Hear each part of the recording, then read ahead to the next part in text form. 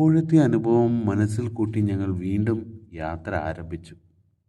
ഇത്തരം നിമിഷങ്ങൾ യാത്രകളെ ഒന്നുകൂടെ മനസ്സ് നിറയ്ക്കുന്നു. സ്വന്തമായി ഭക്ഷണം പാകം ചെയ്യാമെന്ന് വെച്ചു. ഹോട്ടൽ ഭക്ഷണം രുചികരമാണെങ്കിലും ഇടയ്ക്ക് നമുക്ക് അവൻ പണി തരും. കെറ്റിൽ ഉപയോഗിച്ചാണ് നമ്മൾ ഇന്ന് കുക്ക് ചെയ്യുന്നത്. ഞാൻ കോളേജ് ഹോസ്റ്റലിൽ മാഗി കുക്ക് ചെയ്യാൻ ഉപയോഗിച്ചത് കെറ്റിലാണ്. നമ്മുടെ സീനിയേഴ്സ് തന്നതാണ് ആ കെറ്റിൽ. അതുകൂടാതെ ഒരു ഇൻഡക്ഷൻ കുക്കർ നമ്മൾ വാങ്ങിയിരുന്നു.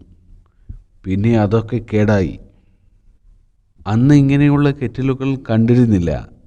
ചായ ഉണ്ടാക്കാൻ പാകത്തിനുള്ള കെറ്റിൽ മാത്രമായിരുന്നു. അതിൻ്റെ ഓപ്പണിംഗ് ചെറുതാണ്. അതുകൊണ്ട് തന്നെ നമുക്ക് തവിയൊന്നും ഉപയോഗിക്കാൻ പറ്റില്ല. പിന്നെ ടെമ്പറേച്ചർ സെറ്റ് ചെയ്യാനുള്ള ഓപ്ഷൻസ് അതുമില്ല. നമ്മൾ ഇവനെ തിരഞ്ഞെടുക്കാനുള്ള കാരണം ഇവന് കുക്കിങ്ങിന് മറ്റ് കെറ്റിലുകളെ അപേക്ഷിച്ച് എളുപ്പമാണ്. എല്ലാ കമ്പനിയും ഉപയോഗിക്കുന്നത് ഒരേ കോമ്പോണൻസ് ആണെന്ന് തോന്നുകയാണ്. ഒരേ ഡയമെൻഷൻസ്, പ്രിൻ്റ് മാത്രം മാറുന്നത് പോലെ തോന്നുന്നു.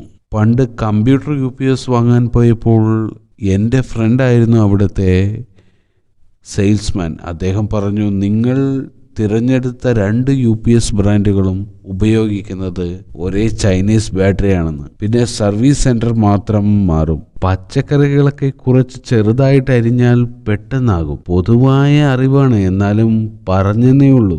ഈ അരി നേരത്തെ വെള്ളത്തിലിട്ട് വെച്ചതാണ്. പൊതുവെ കെറ്റിലിനെ കുറിച്ചുള്ള അഭിപ്രായം ചെറിയ എന്തെങ്കിലുമൊക്കെ മാത്രമേ ഇവനെ കൊണ്ട് നമുക്ക് ചെയ്യാൻ പറ്റൂ എന്നാണ്.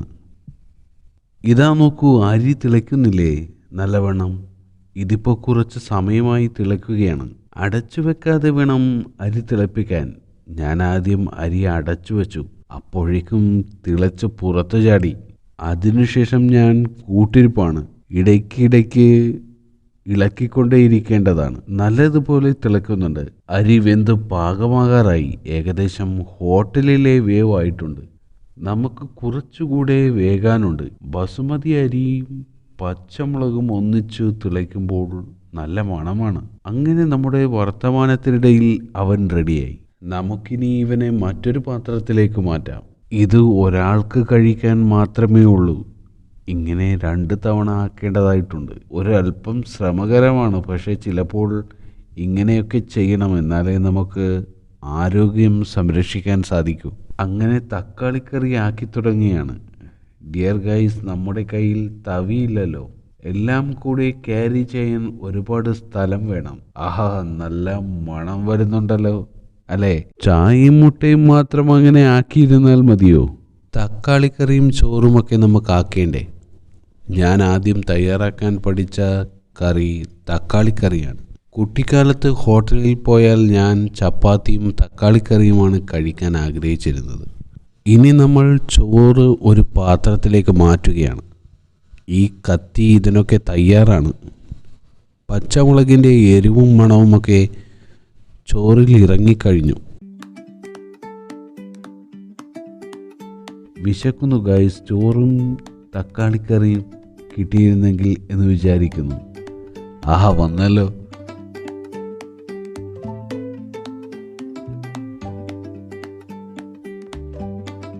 ഇങ്ങനെ നാരങ്ങ നീരും മല്ലിയിലയും ഒരു കഷ്ണം ഉള്ളിയും ചേർത്ത് ഒരു പിടി പിടിക്കാം.